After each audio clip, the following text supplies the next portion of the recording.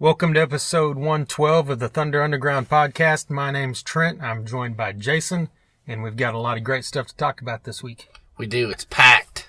Yeah, packed with a lot of concerts Yes. that we had went to, some music, and our guest this week is Skyler Croom from He Is Legend. Yes, definitely.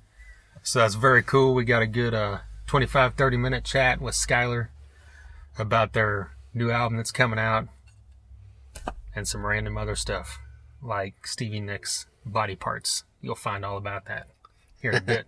Stay tuned. Yes. Well, just right out the gate, last night was Green Day. How was that? Fuck you. Okay. Got that out of the way. Okay. Got that joke out of the way. You know what? I would sick rather and be- tired. I like Green Day. Okay. Eat a dick. Then why didn't you go? Well, I don't like Green Day enough to go to BOK Center and see them and pay, I don't know, $70, whatever. I don't know. I would have liked to have seen them back in the day at Brady Theater on their Warning tour when it was kind of acousticy and stuff. But it doesn't matter. I could see that, I guess. I dig Green Day. You've always given me shit, and you can always suck a dick for it. I like Green Day. Deal with it. Look, here's the deal. I'd rather be punched in the balls by Mike Tyson in his prime than have to hear Boulevard of Broken Dreams or When September Ends live. Or Good Riddance. That's Bush Glycerin level horrible. You know what? I don't begrudge you for that. Those aren't what I like to listen to when I think of Green Day. Okay, yeah. And I probably will never listen to those songs. I had that first, They've got a lot of great songs. Yeah, I had the first major label album, Dookie, and I thought it was good at the time, I guess. But It's then still good. I realized, there's real punk bands out here, not this radio Jesus Christ. pop punk crap. This Blink 182 crap. Man. How did we get off on this tangent? You brought it up, fucker. You know what's going on tonight is R. Kelly. Are you going to be at that? No. No, I won't. Okay. I know you will because you want to get peed on. Yeah, I like to get trapped in the closet. What the fuck, man? And peed on Let's by R. get Kelly. back to... Jesus Christ. Hey, you're egging it on. You brought it up. This right here. This is the end of the beginning of the end right here, people. We're starting to fight. The cracks are starting to show. Here you go. This is like Guns N' Roses in about 1993. Yeah. Okay. So keep it up, Trent. Okay. Well, let's just get into some real news, which is Danko Jones just came out with a new album that is phenomenal. Yes, it is. And if you don't follow Danko Jones, I don't know what's wrong with you. Because that's just... I can't help you. I don't know exactly. It's just rock and roll at its finest. What do you say? It's like AC/DC. You know what you're going to get. Danko Jones is the same way in that category. You know what you're going to get. Yeah, it never gets stagnant, but it never strays too far from what Danko Jones is about. And you're always going to get punch. You're always going to get groove. And you're always going to get, just attitude and just badassedness. Yeah. Yeah, Wildcat, this new album, that first single, My Little R&R, could be the best song that's come out so far this year, as far as single-wise goes. But you get into this album like Success in Bed, the title track, Going Out Tonight. These are all great tracks. You Are My Woman. Yeah, and that's what I was about to say. Yeah. You Are My Woman, which the first time I heard that, I'm like, is this a Thin Lizzy song that I don't know about? Is this a cover song? So, seriously, when it was over, I Googled it. Yeah. And then I found an article where he was talking about how it was their ode to Thin Lizzy. So, there you go. Yeah. And that song is one of those songs that's so good that you're thinking, this lets me know that everything's going to be all right. That's right. Like, there could be a terrorist attack right now 20 feet from us. But put that song on. Yeah, and that song plays right after it. Yeah. You know that shit's gonna be all right. It's a tumultuous time in our nation's history. But our three friends from the north in Danko Jones, Canada, are here to let us know it's okay. Maybe that's what it is. Maybe that's why Danko Jones was put on this earth. Probably. Yeah. I've got a couple little Danko Jones notes for you. Okay. I just do want to bring up the time that, I saw them at Diamond Ballroom in Oklahoma City and you didn't. Right. And they blew Volbeat off the stage. So okay. Just wanted to, make that jab again. I know. It was phenomenal. They're still on my bucket list. You should have been there. They've been on my bucket list for like 8 years. And also, I want to tell everybody, go look up, I can't remember exactly which album it's on. I'm sorry. But the song Active Volcano is like one of his best fucking songs ever. You will hit repeat on that like fucking 14 times. It's on Below the Belt. Okay. Well, which is still my favorite album by them. That's how I know. Look it up. It is great, great, great. Like Dynamite is also on that album, which is fantastic. That's a good one too, man. Full of regret. Yeah. Had Enough. Magic Snake. I think right. Bad Thoughts. That whole album. I just heard that last night and the end of, but then the early stuff. It's a night in Satan's service. Yeah, right. Then the early stuff like First Date, all this phenomenal catalog. Yeah. But get out and pick up this new album, Wildcat, or download it, whatever you do. Yeah. It's insane. It's great. It's great rock and roll. Well, speaking of great rock and roll, last week, we've got about 4 shows here we're going to talk about. Yeah. Each of us hit 2 of them. And is that right? Yeah. I think so. And, well, the first one we both attended, which was Tesla. Yeah. And this is, I forgot to mention beforehand, this episode's pretty eclectic here. We've got everything from hard rock to, we're going to talk about Irish punk to roots rock, alt country, whatever you want to call it, to heavy metal, to however you want to describe He Is Legend. Yeah. Alt, metalcore, whatever. So yeah, this is pretty eclectic, but hard rock at its finest is what you would describe Tesla as. Yes. They played Tulsa at the Brady Theater, and as usual, they never disappoint. No, I mean, it was a great set. I mean, they were on, we were up close. It was a great view. Probably one of the best times I've seen them. Yeah. What was I going to say about this? I don't know. Well, but I do know what it was like the 26th, 27th time for you to see him. 28. Jesus Christ. Way to go, Trent. Right. I've never done anything 28 times. I'm a fanboy. What can I say? Well, other than like drink beer and fart, but I mean, you've got that's what Tesla you've seen. That's amazing. Well, thanks. Just saying. I mean, you can't. It's there's some bands I couldn't see 28 times because it would just bore me. Yeah. I couldn't see Chevelle for 28 minutes, let alone 28 times. Oh, God. But Tesla is one of those bands, they've been one of my favorite bands since I was a kid. And, in the last few years, their sets have got kind of repetitive, which is my only gripe. But yeah, I get that. At the same time, I like this stuff enough that I keep going back. So obviously it hasn't turned me away. Yeah. So it's... Well, I've looked up their sets. I haven't seen them, obviously, as many times. I think that was my 8th time to see them, I think. Okay. And, their sets are a little generic, for my taste, because I'm a dork. But I haven't seen them, and it's been a few years since I've seen them, so I was happy to get anything, Yeah. And, Little Susie was great. Edison's Medicine was great. I really like the opening song, MP3. I like that song, so that was really, and it was just great to see that so up close. That's always, never disappoints. Right. Yeah, MP3 is one of the better songs they've put out. I agree. On their last couple albums. And then they played Save That Goodness, which was the new song that they put on the live album that Phil Collin co-wrote with them. That's just a fantastic song. And that was probably one of the highlights, Yeah.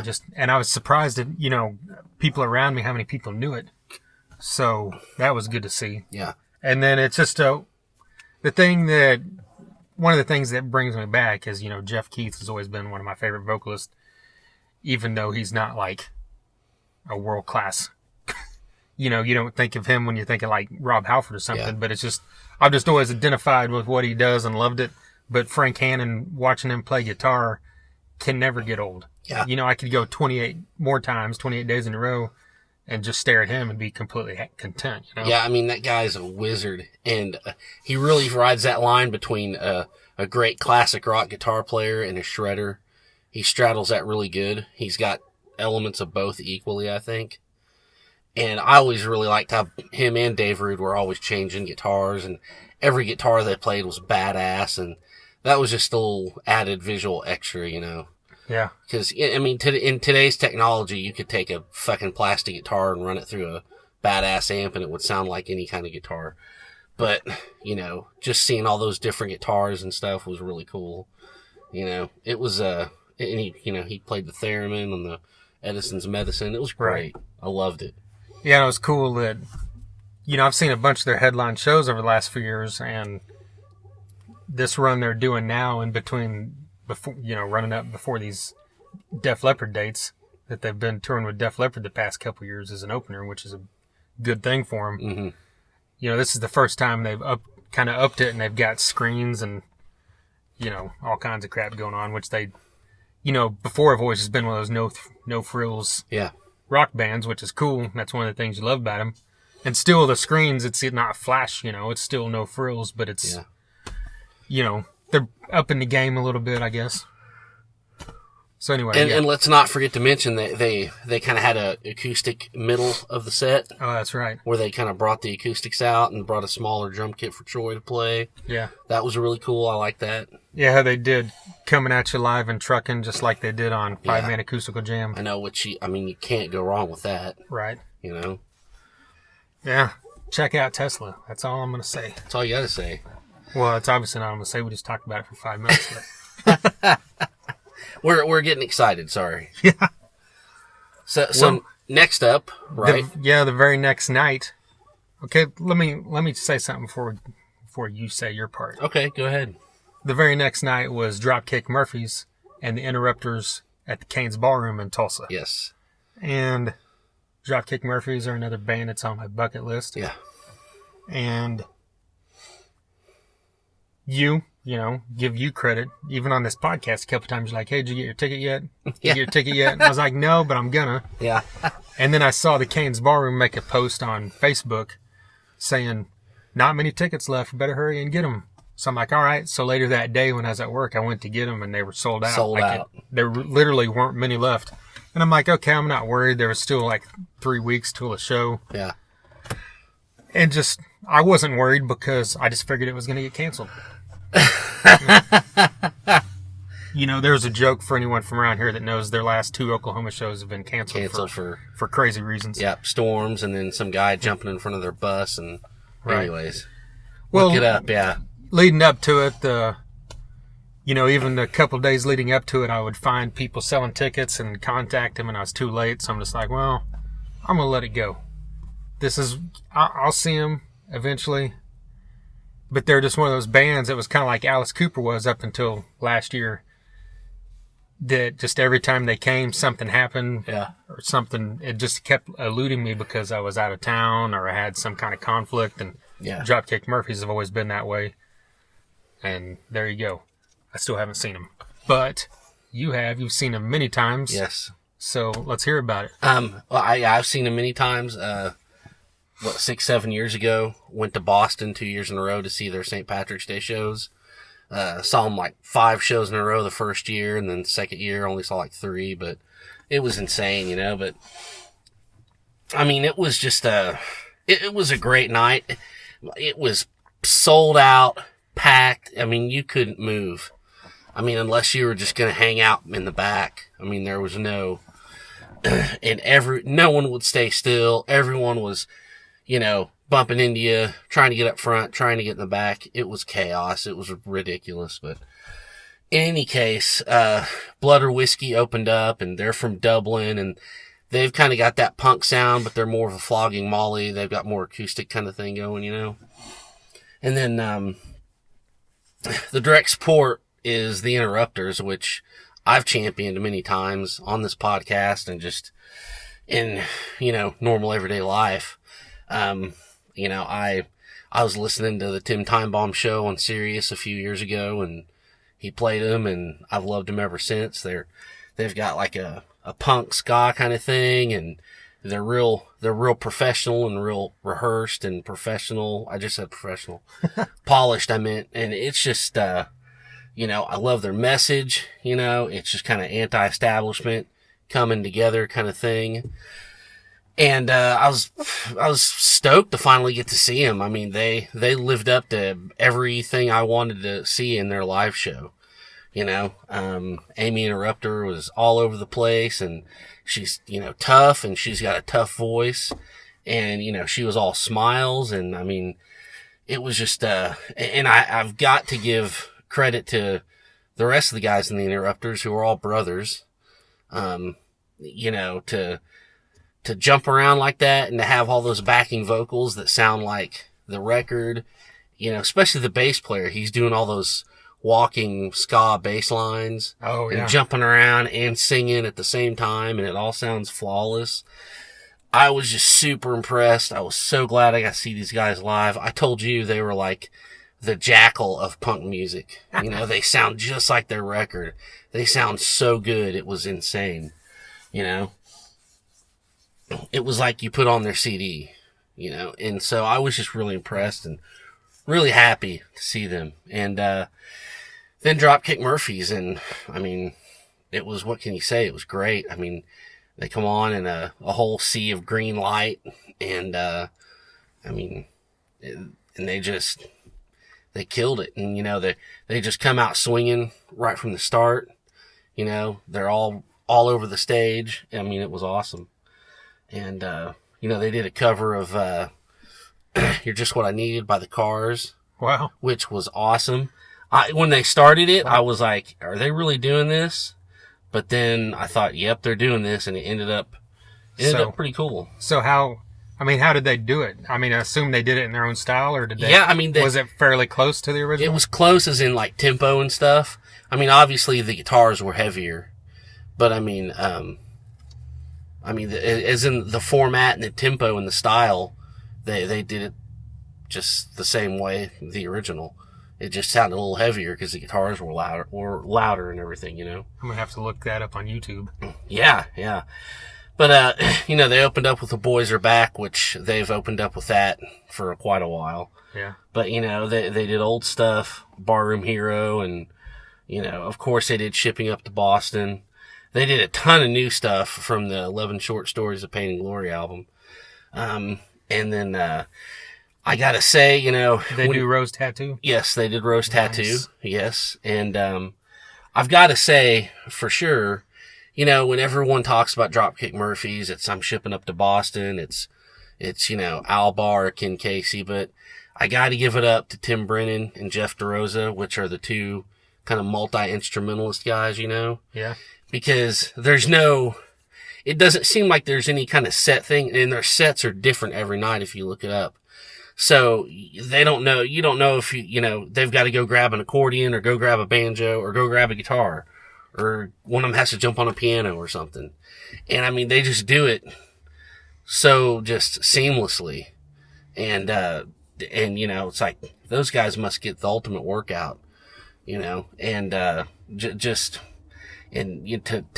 keep all that in your head and know each part and know each instrument. It's just, you know, pretty impressive. Yeah. And then I think the one highlight of it was when they did Dirty Glass. They decided, you know, let's have some Dropkick Murphys karaoke, and they brought up some girl from the audience and to sing the female parts of that song. And this must have been the biggest fucking Dropkick Murphys fan in the world, because she knew every fucking word. She was going nuts. She even sang over Ken Casey. You know, she knew all his parts, so he just kind of laughed and stopped and let her sing. But God bless her, she was tone deaf as hell. She couldn't sing at all. And he even said, he goes, well, what you made up and, you know, what you lack in talent, you made up for in enthusiasm, honey.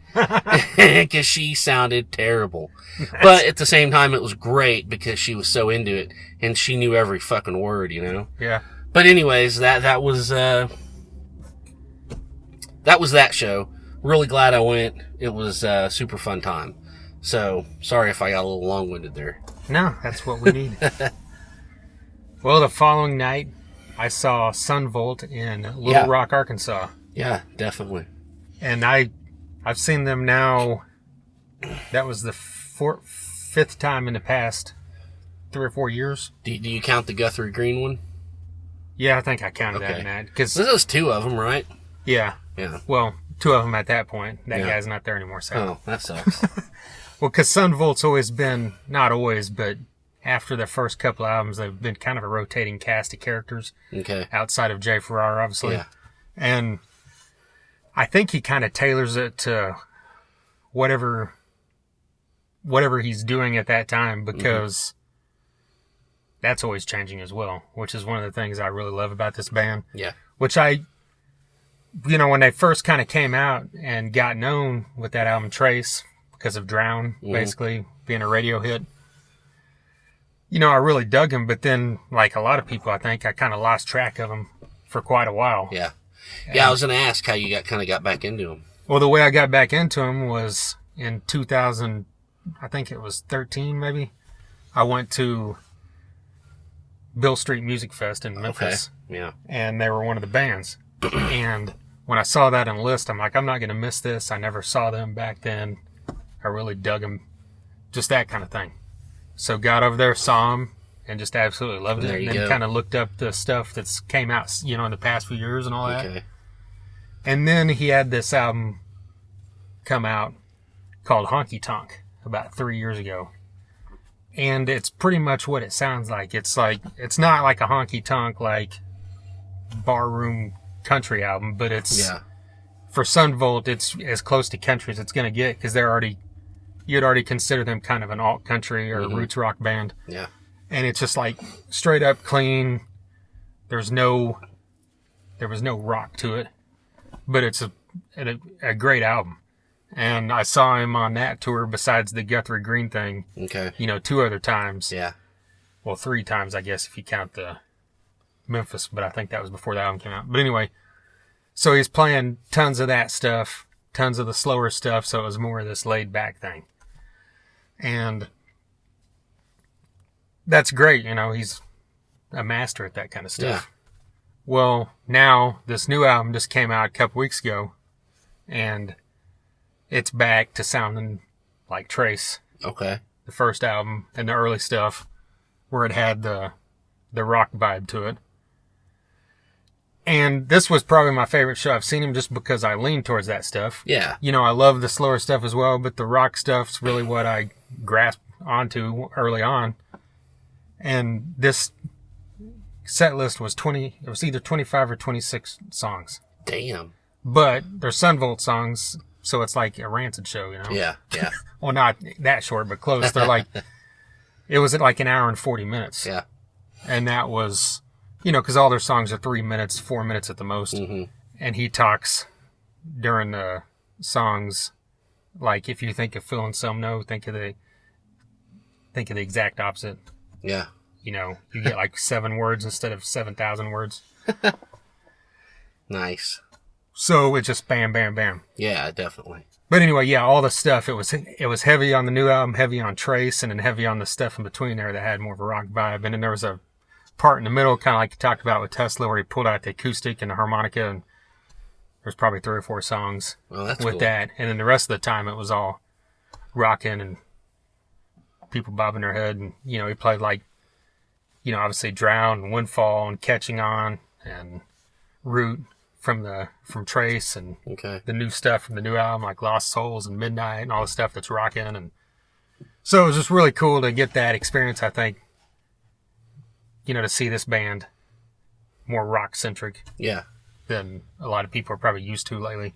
Nice. And nice. from the lineup that he had with the honky tonk stuff, he had this guy Mike Spencer playing steel guitar, which was kick ass, and he was still there.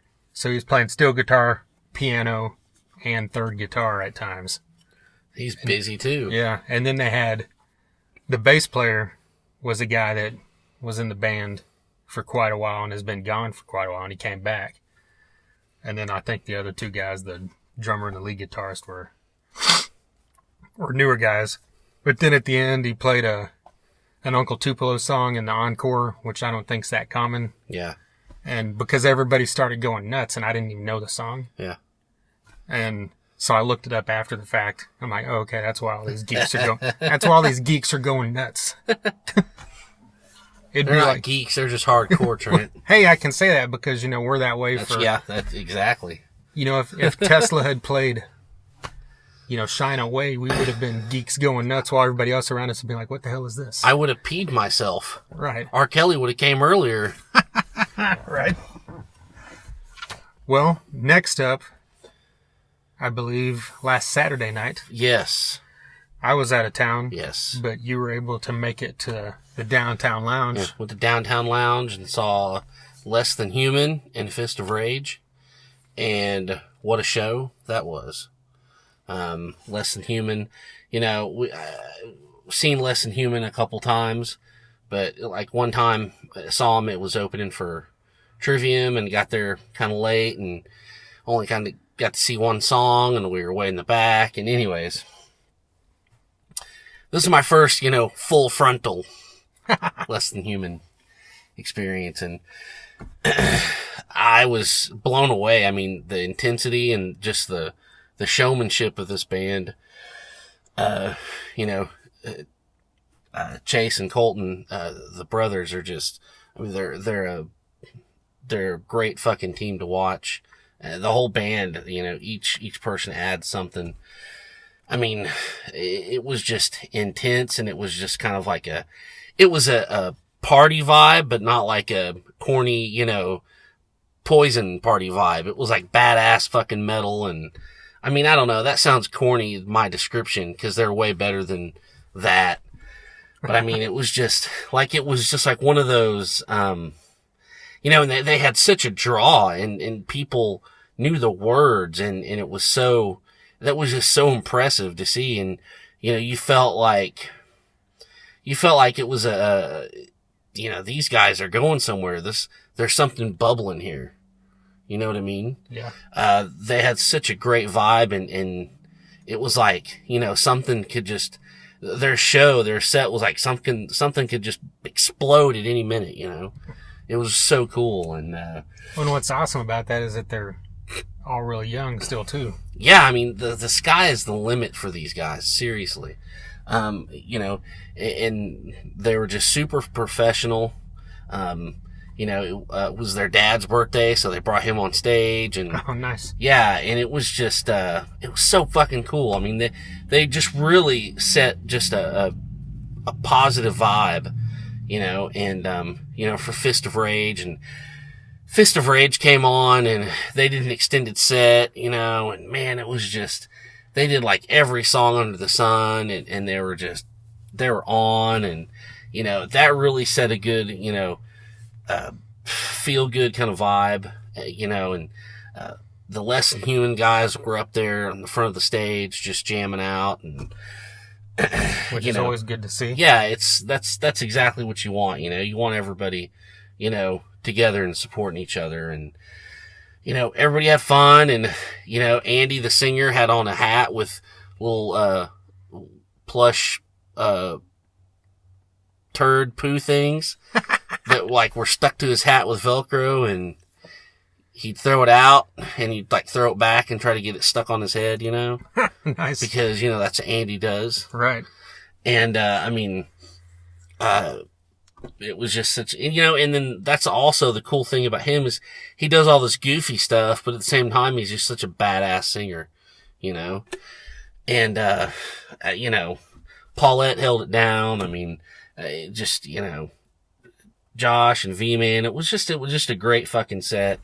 And, you know, they, you know, drinks were had and the night went on and they played more and more and they brought up some of the Less Than Human guys and it was just such a fun vibe. And, you know, it's a great way to kind of, you know, start off saying goodbye to Downtown Lounge, you know. It was a good kickoff and, I hope the rest of the shows at that venue are as good as that one was, you know. It was such a fun night. Yeah, they're kind of, you know, like I mentioned with Dropkick and Alice Cooper up until recently, Less Than Human's like my local equivalent of that. Yeah. And along with Oklahombres. It's like it just keeps eluding me somehow. I mean, I was with you at that Trivium show where I saw one song, so I don't really count that as getting to see them. But you gotta see these guys. Yeah, I know that the time will come again soon. Yeah. And speaking of Speaking of that, I know they're friends with the Mr. Rogers. I'm gonna blow this. I was like in a hurry. Mr. Rogers' Intergalactic Sexual Experience. That's right. MRIs. That's all you gotta think. Right. With our buddy Trevor and Dakota. Yes. They're playing. I need to look. I had the date. We'll say it again before it comes time, but it's in April. They're playing their final show. That's so good. They announced that yesterday. But, maybe they'll reunite someday. One can only hope. Yeah. But yeah, go back and look for that episode. Anyway, that's, random throw in there for you. Well, we need to get into this. Before we do, let's play some music. I was about to say, we got a song to play, don't we? Yeah. That's what people have been waiting for. Yeah. You want some music so we can shut up for a bit? Your ears can cleanse by this beautiful music from ModernMyth. Atrophy from ModernMyth out of Tulsa, Oklahoma. Great song. Great guys. We've actually known these guys for quite a while. They used to be in a band called the Don Armada. Yes. Or 3 of the 5 guys did. That's right. Jake, the drummer, Johnny, the lead guitarist, and Aaron, the singer. So it's very cool to see them back with a new band making music. And I mean, this song is badass. I know you said it was, the production's slick. It sounds amazing. Yeah. That's kind of what you want. Yeah. High quality, and they've got a teaser up for a second song coming called Glow. Yes. Which sounds just as great, maybe even a little heavier. So we're looking forward to hearing that as well. You can find Atrophy on YouTube. There's a video up for it. It's also on Spotify. Just get on Facebook and look them up. ModernMyth is all one word. Yes. Follow them and like them. Be on the lookout for these guys because, they've got a great sound, and it's the type of thing that can take them places, and I hope does. That's right. Speaking of ModernMyth, they opened up for He Is Legend. Exactly. At the Downtown Lounge. And here we are. Like you mentioned with the Fist of Rage show, it was a good kickoff to this month. Exactly. Downtown Lounge is unfortunately closing its doors towards the end of the month. So they've got a lot of shows coming this month, and He Is Legend came back through. They've played there before. So very cool to have him back here in this final month. And we had the opportunity to talk to Skyler for quite a little bit outside, before the show. This is a pretty good conversation, pretty varied. And it was, pretty cool to get his insight on some stuff. So roll it. Skyler Croom from He Is Legend.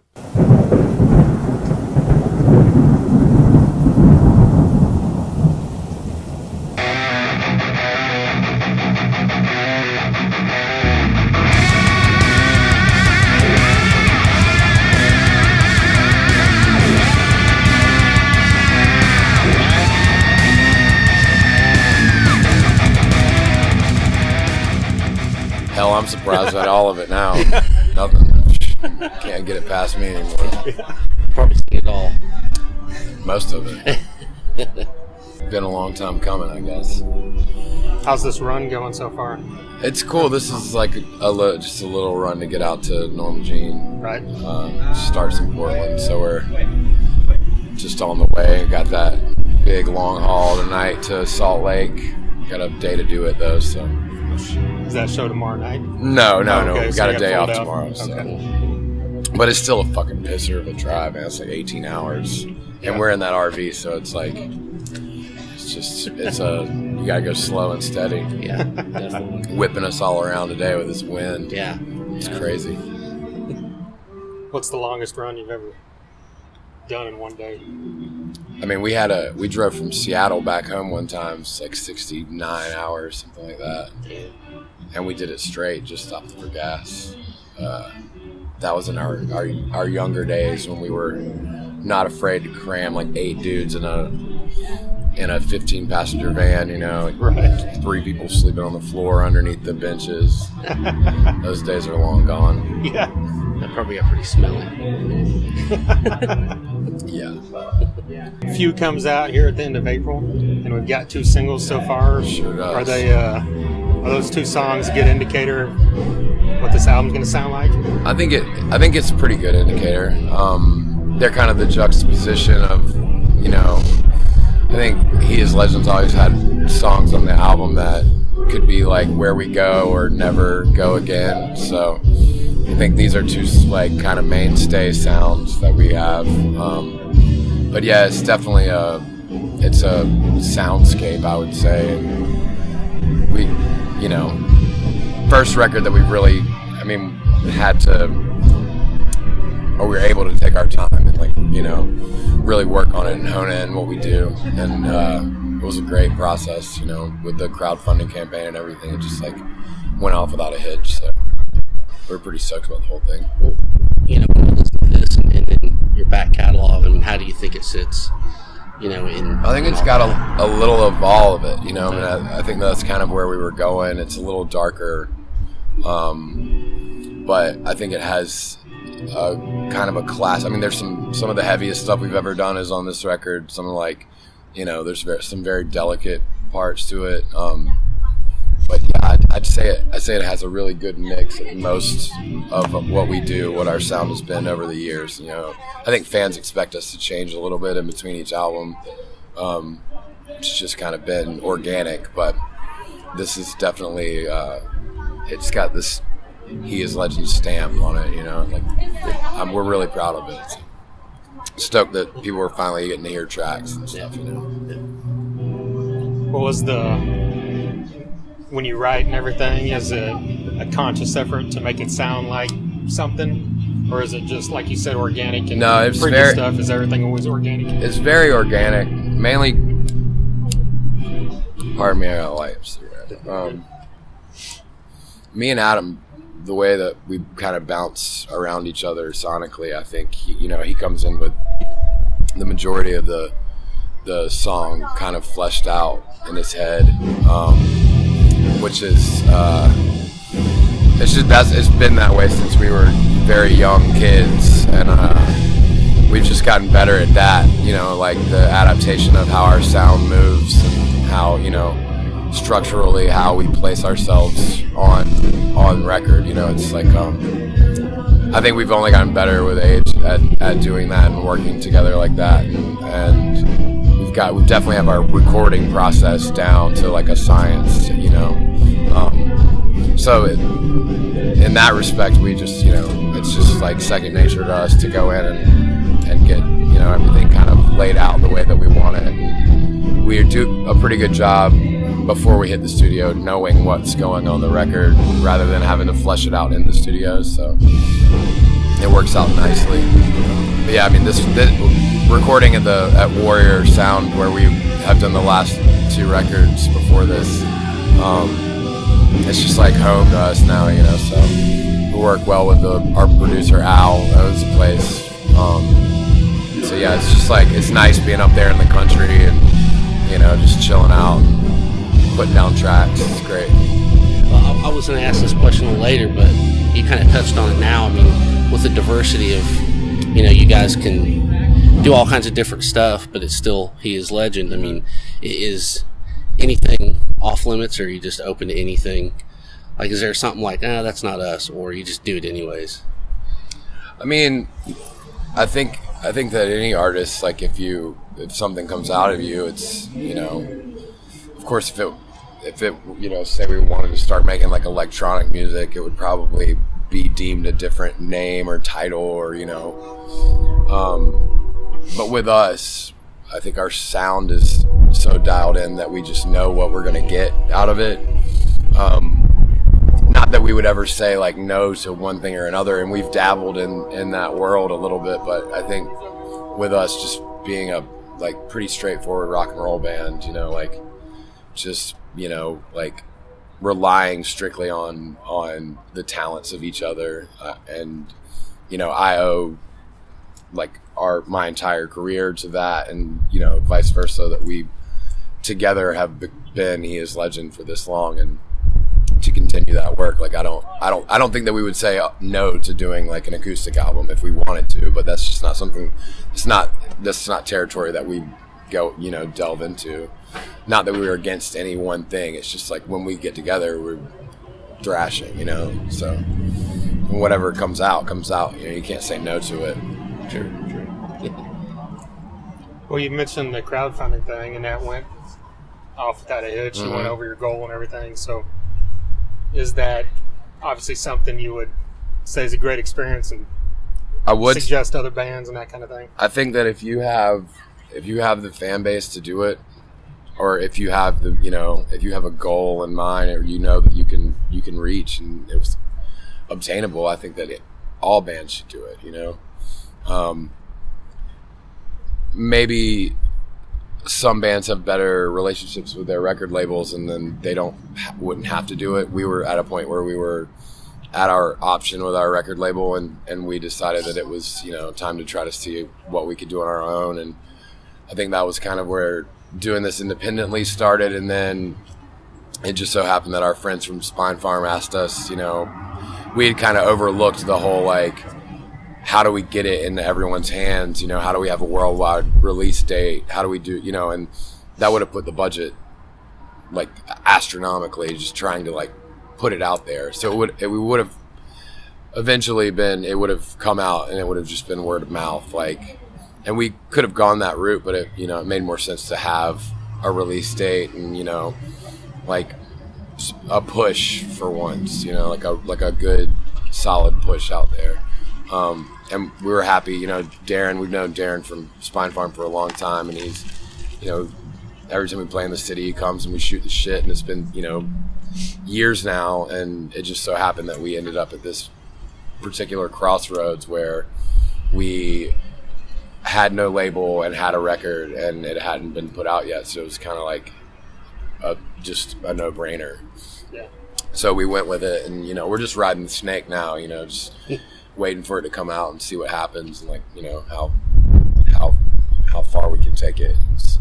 It's how we've always done it. If you put too much thought into it or too much worry into it, I think you kind of lose sight along the way of what's important, which is doing this, coming out and playing and being with the kids, Yeah. Yeah.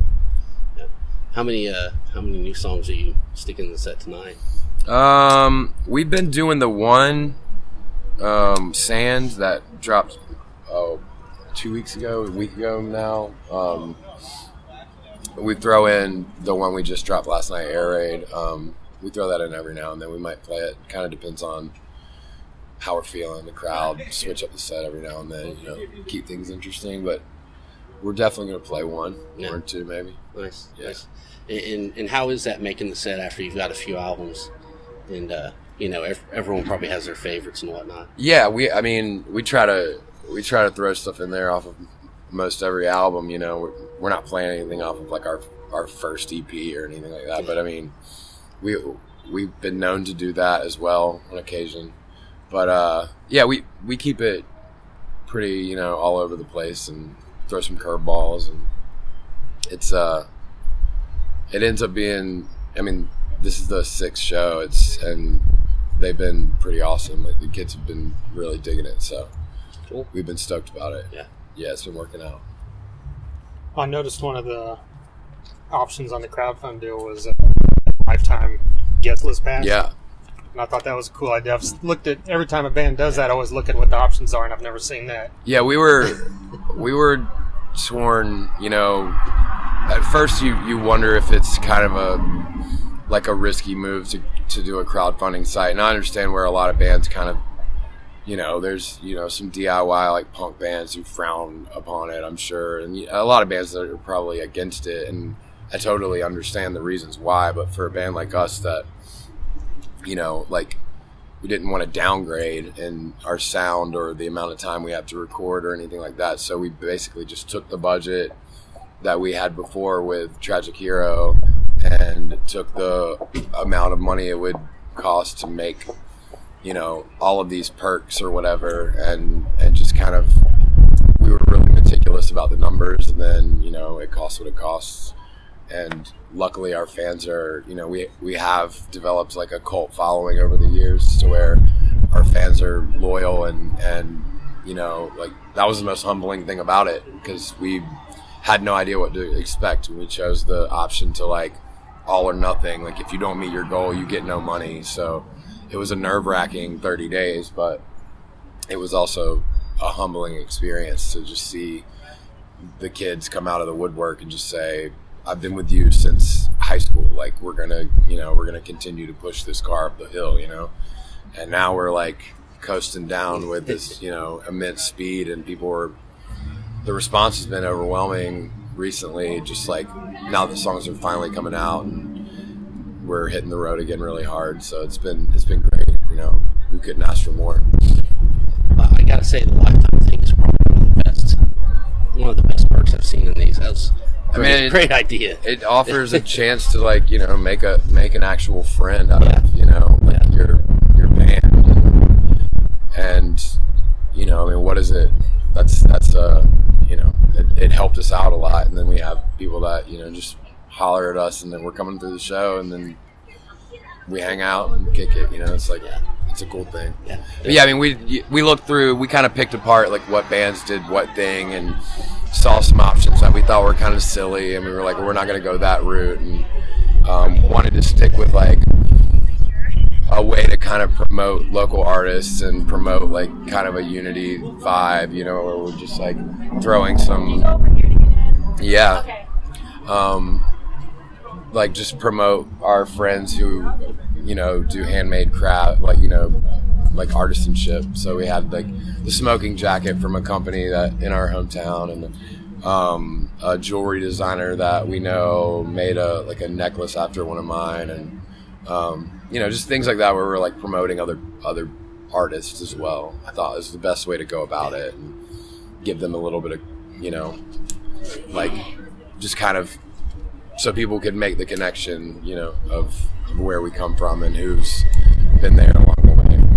But yeah, it ended up being like, I think, one of the best decisions that we could have made over that amount of time. We knew we were going to make another record. There were plenty of options of how to get it done, and that was one of the more risky options, but we just went for it. We're all elated at the outcome. It's been great. Well, if there's a month and a half left until the album comes out, are you going to release more? Yeah, we're singles. Probably one or two more. I'd like to see one or two more come out. We trying to do it strategically. We're out with Norma Jean for about a month, and then the album drops the day we get to Europe. So we'll be, I think, the first show's in Germany or something like that when the album comes out. So that'll be an interesting thing to watch. It'll be the first time that anything like that's happened for us. Usually we're like in the middle of nowhere, like a day off when our album drops. So it'll be cool to be traveling and see it happen across the pond, I guess, as it were.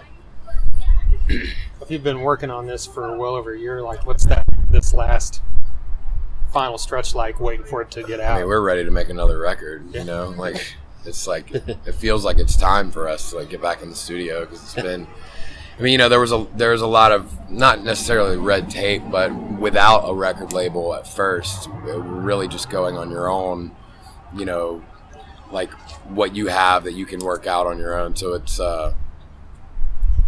it ended up being sometimes arduous, but it was necessary to get the job done, and we started recording at around middle or whatever of December, and so we had to take breaks for the holidays, and coming back and forth. It's like a 2-hour drive from our hometown to where we record. So if it got stressful, we'd back off and come back to it, and a day later or whatever. It's nice to record near home, and, but yeah, now at this point it's just been a waiting game of like, you wait for it to come out, and you've heard it a million times, and you just want you want everybody to have it, but yeah, we've been home writing new stuff and trying, just having it tucked away, just ready for the next one. But yeah, it's definitely this last stretch, I'm glad that we're on the road to kind of take our mind off of it, because if we were just sitting around tapping our feet, like, probably lose it. Yeah. But what do you do? Do you do pre-show warm-ups, vocal warm-ups? Bourbon. Right. Yeah. That would do it. Yeah, that's I stamp out my buddy Josh Moore, who actually sang on on this album. He did a guest spot on one of these songs. We were on tour together. He used to sing for a band called Beloved way back in the day. We were on the same label.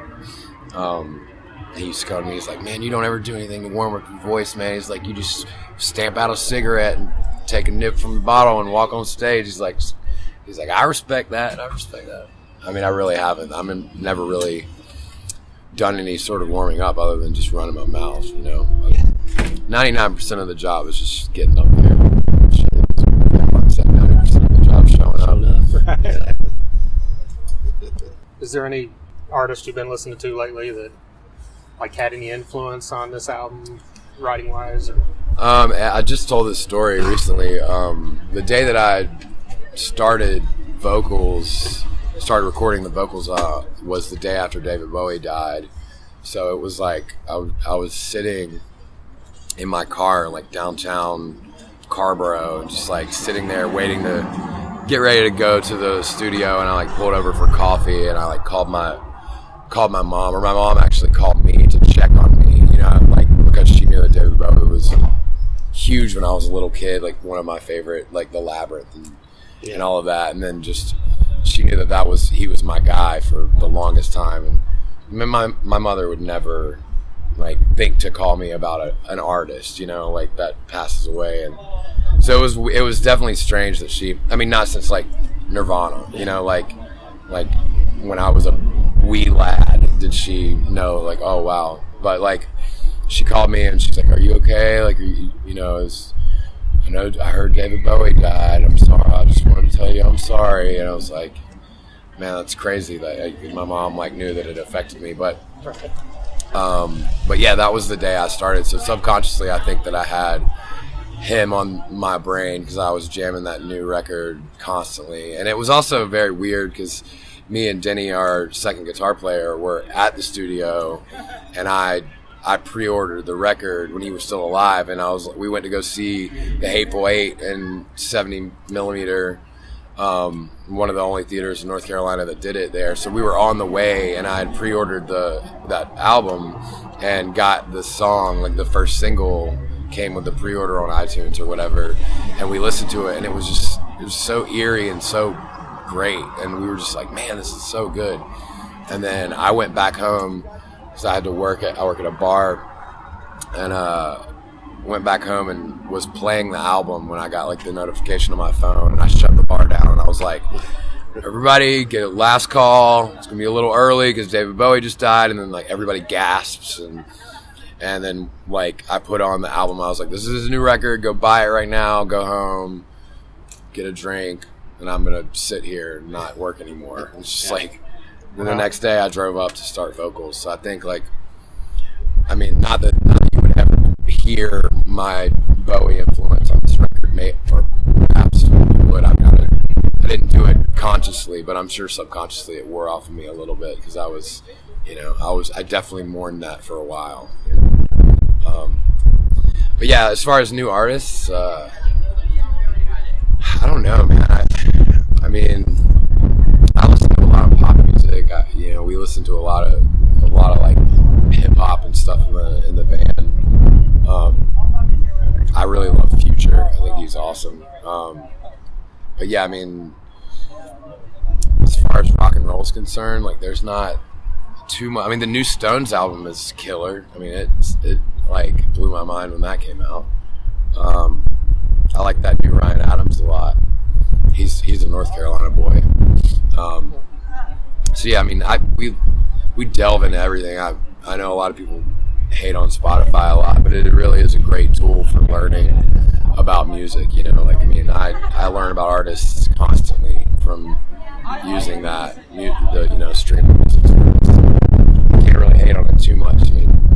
But yeah, it's off the top of my head, there's nothing that's really shot at me and stuck with me very long, other than there's this band called Policia, the chick singer, real poppy stuff, airy vocals. I love it.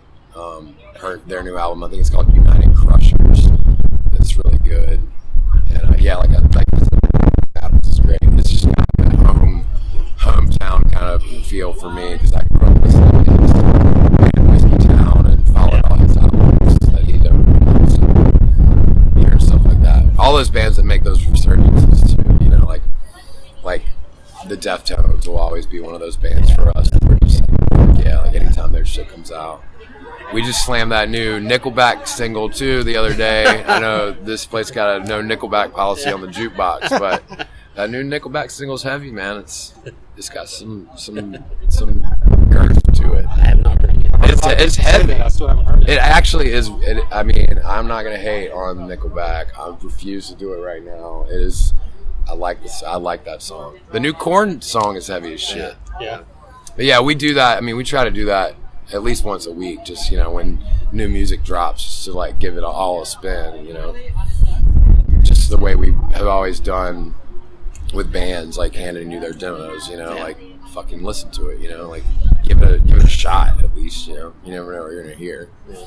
Well, I'm gonna have to listen to the Nickelback song now. You're gonna have to listen to the Nickelback song. That's all there is to it. You're gonna have to do it right now. We don't go in and put it on that jukebox. They're gonna see if they'll skip it. Yeah, they will. I've seen them do it. Yeah. People test them out. I've seen him do it. I wonder if it's got it on there. If it does, I'll play it right now. It is a solid song. It's a good riff, man. You know, I mean, because they did that when they first came out. Like we don't hate on nu metal, man. We grew up on Seven Dust and Slipknot and fucking. I saw Power Man 5000 like 7 times when I was, first got my license. Yeah. But like, you know, you got to give all those bands a chance. I mean, we still blast Slipknot like on the daily. It's just, you know.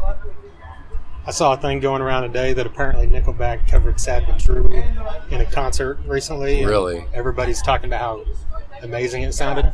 Really? Yeah. Oh, man. I don't doubt it. Why wouldn't it? I mean, they're like, if you're hating on Nickelback, you need to listen to this. Yeah, I just saw Metallica doing like one of my favorite Stooges song, TV Eyes. Yeah, I saw that. I haven't watched that with yet. Iggy. I saw that Yeah, today it dude, came out. it was killer. It was killer. And I guess they were in Mexico City or whatever. But I mean, Iggy Pop's immortal.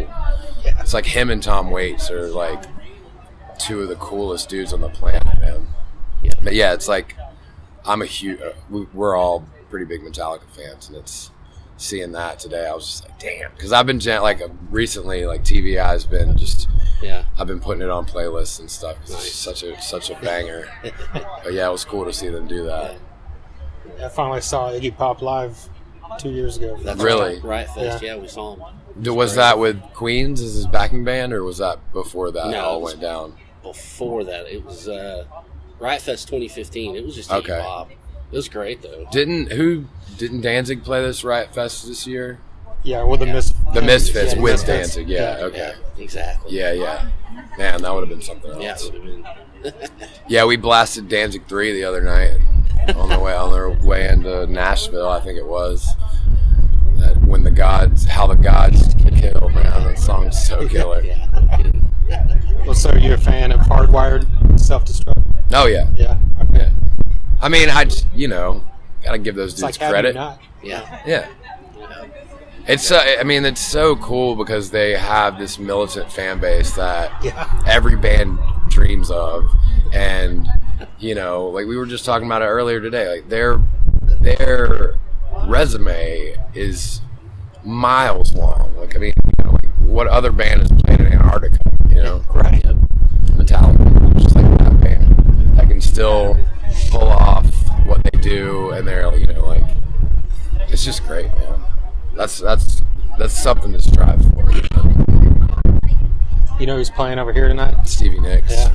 You think Yeah. that'll draw away your fan base? I'm hoping she comes. Comes to get a Miller High Life with me. Yeah.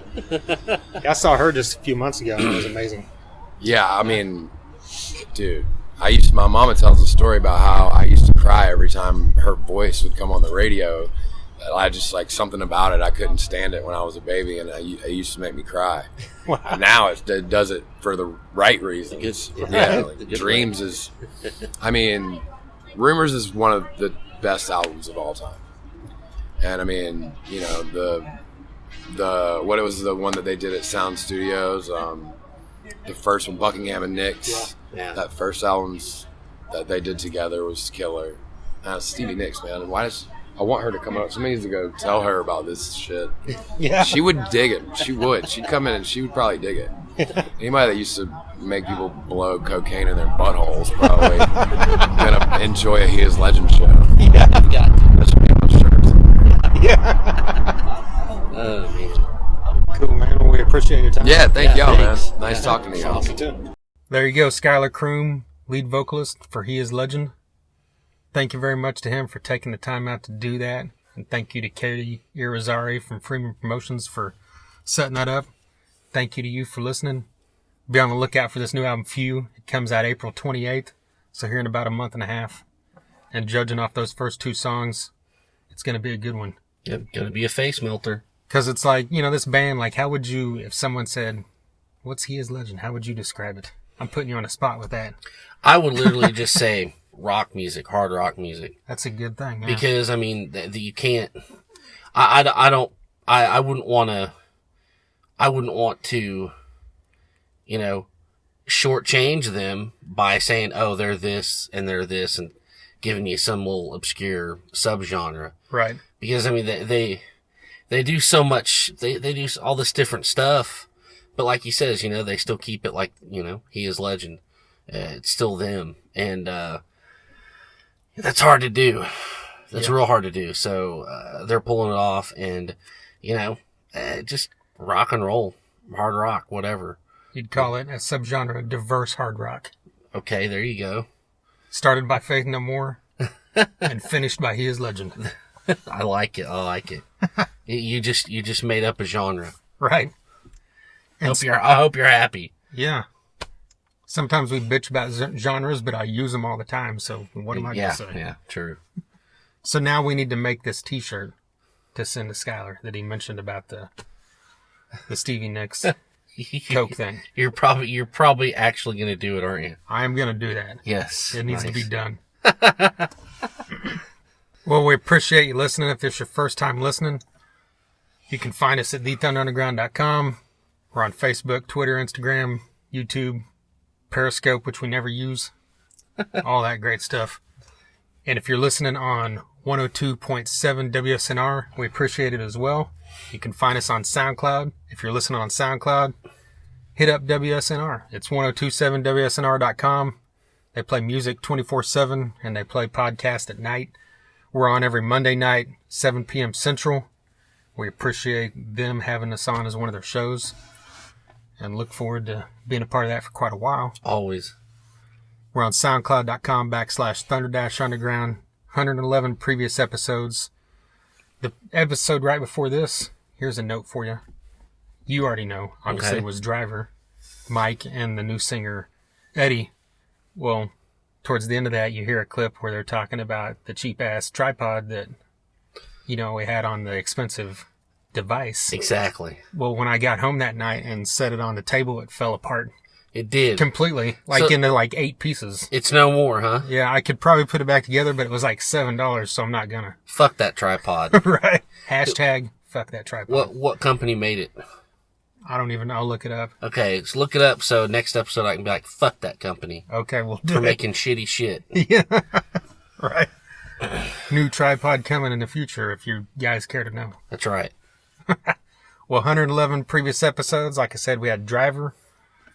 We've had on guys from Shinedown, from Corrosion and Conformity, from Overkill, from Death Angel, from Megadeth, Crowbar, Battlecross, Sons of Texas, Avatar, Great White, Insight, Warrant, Europe, Trickster.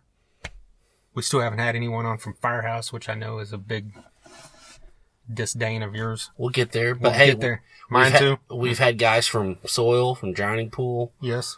Ian Moore, Shooter Jennings, Eric Kluber. We've had all kinds of guys on. Yeah, and we mentioned Fist of Rage earlier. We've Fist had of them Rage, on. that's right. We've had on a lot of local people. We mentioned Less Than Human. We've been talking about that for a while. We need to get them on We here. need to do that. We need to get Modern Myth on here as well. Yes, yeah, for sure. So yeah, let's do that. I'm down. All right. Well, this has been a good one. Now I just ran out of things to say. I got one more thing. Okay. Friday, I'm going to see Saxon in Dallas. That's right. Suck it. Who's opening for him? Or hold it. It's a co-headline deal, right? Yeah, I don't know who's on first. Either way, it's Saxon with UFO. UFO and some acoustic-y rock guy with 3 first names is his name. I can't remember. James Jared something or Michael James Jared or... I mean, I'm not nothing against him. I haven't never heard of him. I don't know his name yet. Michael Dean Anderson? Something like that. You know, Sean Harris Scott. I don't know. Whatever the fuck.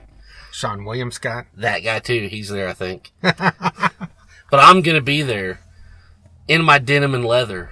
Oh, man. Can you imagine? With the Princess of the Night. Yeah. And she will be there too. Yeah. Can you imagine my big ass in some leather pants? It's happening. Watch out. Well, no, you wear the denim for the pants and then the leather for the top. So. Oh, shit. Either way, you know, if there's some pictures taken, I'm going to be in trouble. Right. Well, don't miss. I know you've never paid attention to UFO, but give them a chance, man. They're great. Oh, I'm going to. I saw them at the Vanguard a few years ago. Yeah. And they were badass. Well, why aren't you going, fucker? I'm putting you on the spot now. I've got shit going on that I can't talk about. Yeah. Sounds good. Sounds good. I'll still be reeling from being stuck in the closet, pissed on by R. Kelly. What do you think? That's right. Or stuck in the closet with Vanna White, whichever. Well, that would be cool. Yeah, you know. Even though she's like 68, I would still be stuck in the closet with her and wouldn't care. Just like Stevie Nicks. Had to throw her name in here one more time. That's right. I think this is the end. All right. I think we're done. Okay. Until next time. Thunder Underground, y'all.